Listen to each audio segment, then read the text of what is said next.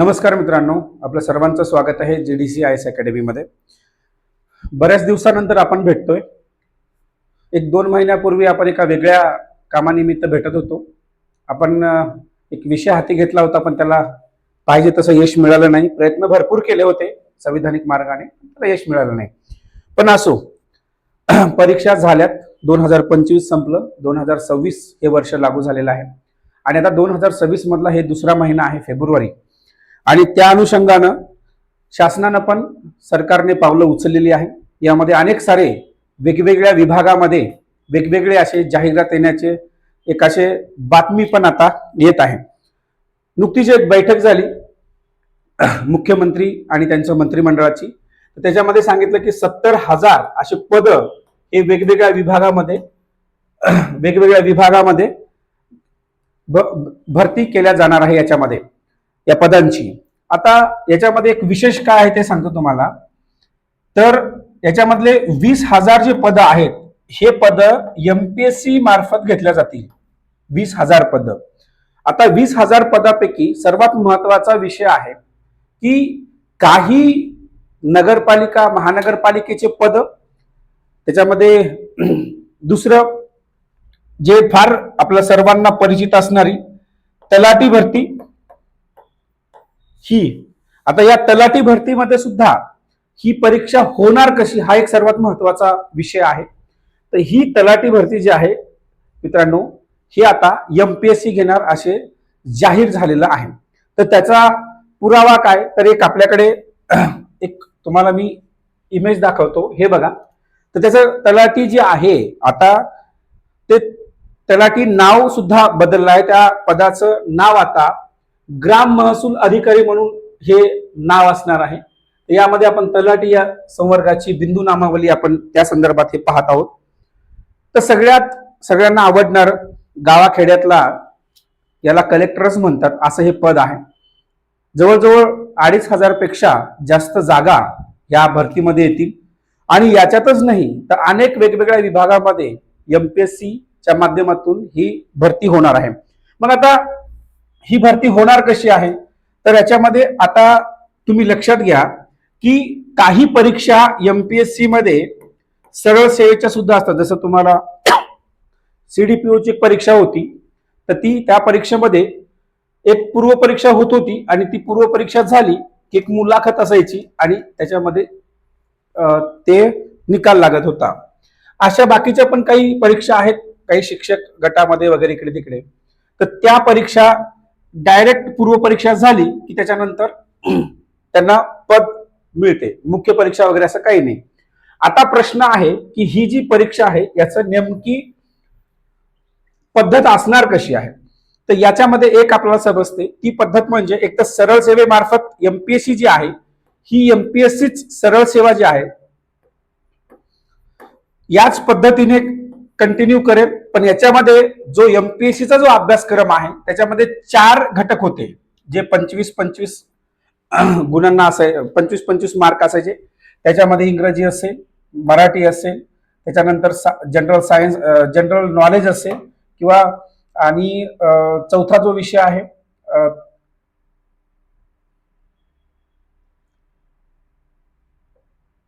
Math and reasoning.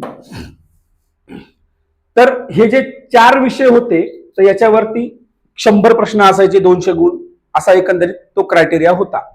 आता MPSC जर ही परीक्षा घेत असेल तर याच्यामध्ये हा क्रायटेरिया असेल का, तर आता तुम्ही लक्षात घेऊ शकता। याच्यामध्ये जे जनरल नॉलेज होतं, तर आता तिथे जनरल स्टडीज असेल अध्ययन, तर तो जवळपास असतील ग्रुप सीच्या, आपलं जे कंबाईन ग्रुप बी आणि सी जो आहे या अनुषंगानं जवळपास त्याचे प्रश्न हे डिझाईन केले जातील।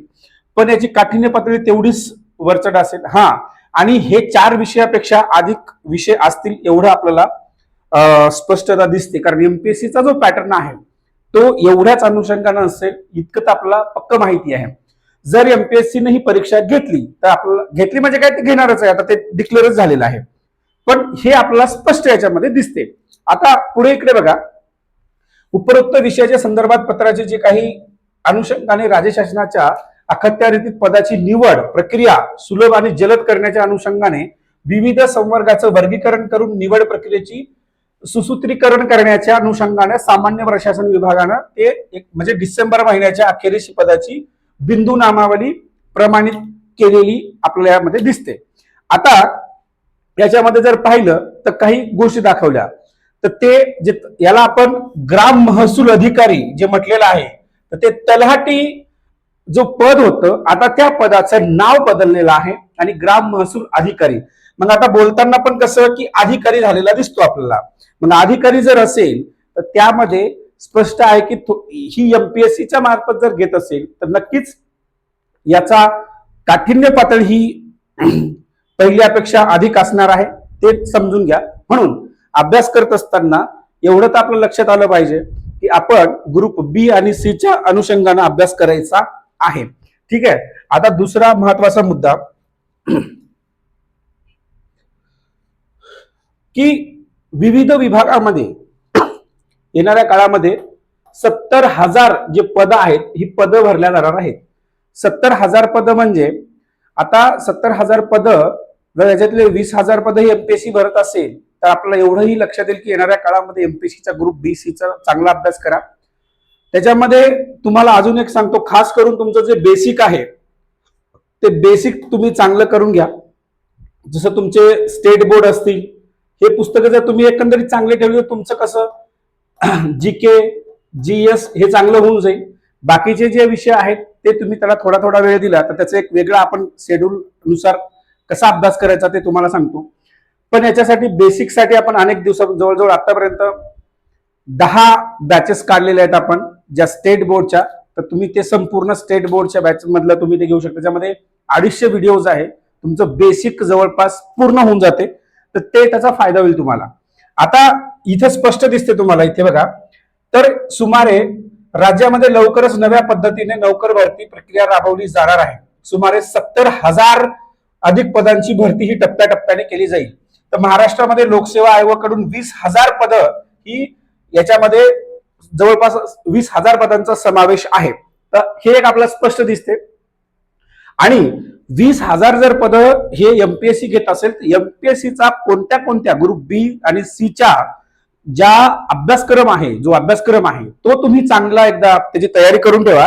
कारण जसंही जर एखाद्या वेळेस त्या भागामध्ये अधिक जास्त पद जर आले, आता त्याच्यामध्ये क्लर्कचे असतील, टायपिंगच्या संबंधित पद असतील नाही का, किंवा आरोग्य खाते इकडचे किंवा महानगरपालिकेचे पद, नगरपालिकेचे पद, आता नवीन महापौर वगैरे हे ज्यांची सगळ्यांची निवड झाली, आता कामालाही सुरुवात झालेली आहे.